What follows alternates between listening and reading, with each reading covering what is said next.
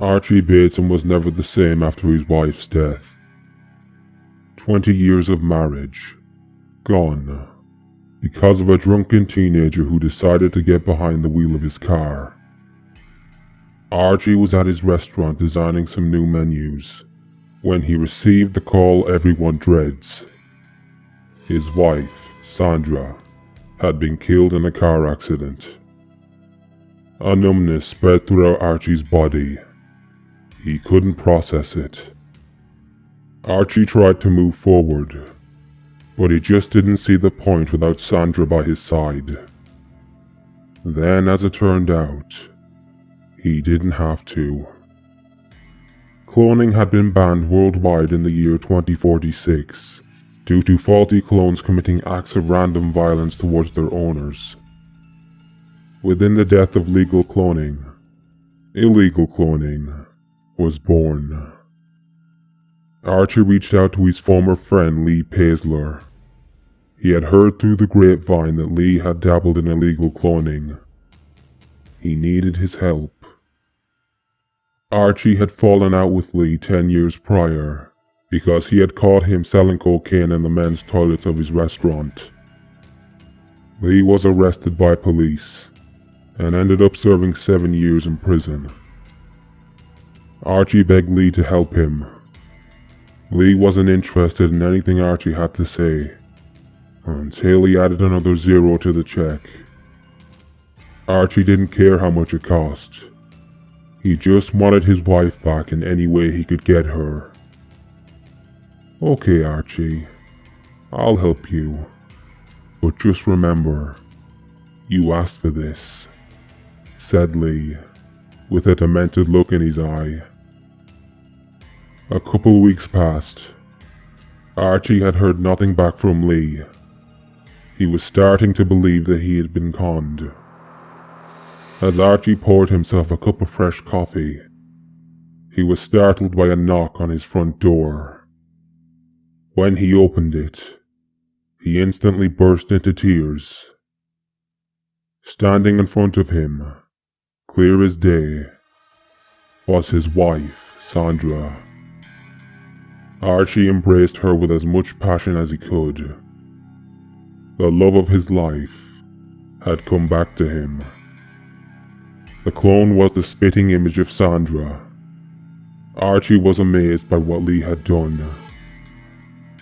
The clone's personality wasn't exactly like Sandra's, but for Archie, it was close enough. For a few months, everything was seemingly going well, until it all came crashing down around Archie. He awoke from his bed on a sunny Tuesday morning.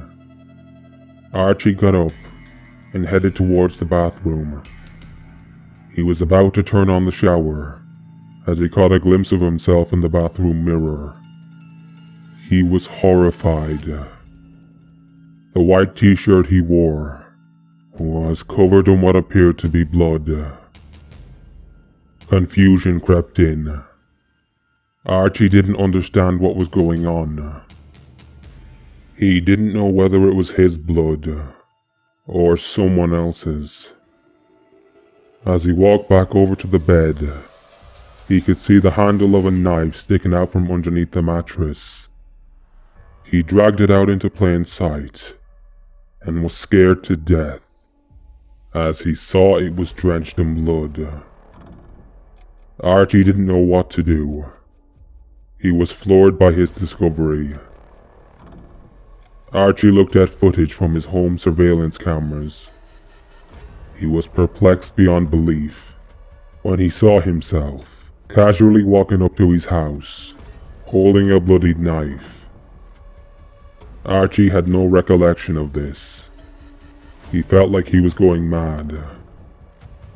His attention was then diverted to the TV that played in the background. Archie sat next to Sandra and watched the news closely. His face turned pale. A news reporter said that a teenage girl had been stabbed to death as she walked home from a party late the night before. Archie watched on in horror as he joined the dots in his head. In that moment, Archie's phone began to ring. He answered. His business partner Tim Litter told him that his restaurant had been burned to the ground. Archie's brain entered a grey haze. His entire life was starting to crumble around him. As we speak, I'm in the convenience store across the street, watching the surveillance. We should be able to see what happened. Archie's heart raced harder as silence engulfed Tim's end of the phone. Tim, are you there? Yes, I'm here. Well, at least I know who's responsible now, I guess. Who? Said a nervous Archie. Tim sighed before revealing the surprising culprit. You are, Archie. Why? Why would you burn your own livelihood to the ground? It makes no sense. Archie then dropped the phone in a state of shock. He felt like he was gonna pass out. Then he glanced over at Sandra. She was staring at him, with a neutral expression on her face. He looked into her eyes. Something wasn't right. Archie unexpectedly crouched down to pick his phone back up. He never intended to do this. Archie was no longer in control of himself. He dialed 911 and put the phone to his ear. He then confessed to the murder of the young girl, and that he burned down his business for the insurance money. Archie was screaming in his mind. He didn't understand what was happening.